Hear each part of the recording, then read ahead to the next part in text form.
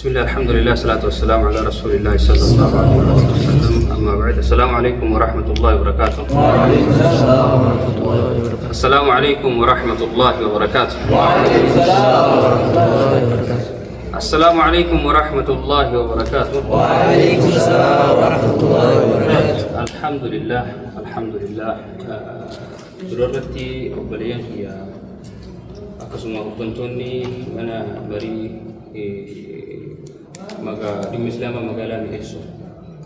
TV amiran jamaah dulu kela jamaah Islam aku semua dulu tu berkata datang majlis amah kamar kaza Quran ti berata muqaddad datang asuk tuftan jada sunu bagana ya tuftan bagar fi asit tu agar sisinya cubar bada ana tan sudan ya kan tana ya mencakhenya kana ubatani hitunu perkomu wasani untuk hisani pura fi jaza sini fa qabalu itansi walitik awim si ya rantana sababa qur'ana obbaliyan khaynya khabiya ambahi sajratan qur'ana obbaliyan nama qur'ana baratu berbadu baka qur'ana tibaratam markaza adda khaysa baka juru nuga hada janiti amana tanukan nani yeshu amana kana bakka o kontoni khaynya jirani insyaallah fone umatangu dafian warri sita kam tan kun dinu abota matan magalatana warra amma zuruhan yelajir namota haga amma zuruhan namota anasan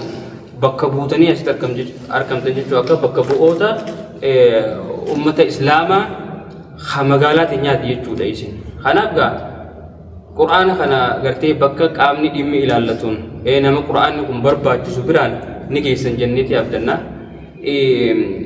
Quran kun firii dhibbaa fi 62 Quran kana gartee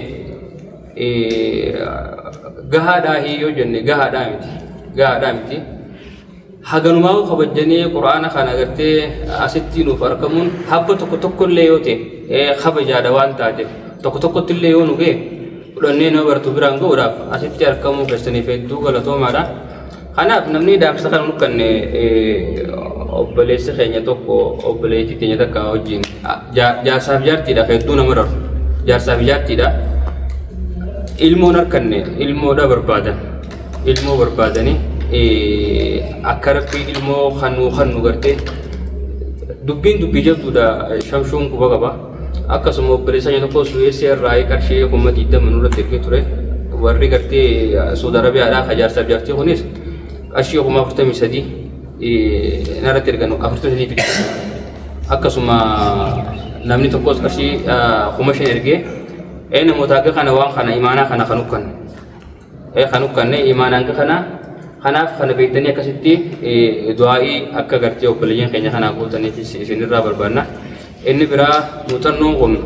akka muuxannoo jalqabaatti tahee gara fuulduratti kana caalaa inshaallah waliin taanee akka baadiyyaa teenya guutuu wal dhaqqabsiisnu gartee inshaallah abdiidhaan qaba ammaaf haganuma yoon jee nagaha wabillahi tawfiq assalaamu alaikum warahmatullahi wabarakaatuhu mirkaana gaarii jabanaa bareedaa arbisniif haa godhu irraa bu'eetiin jiraata. Allahu Akbar. Masha Allah.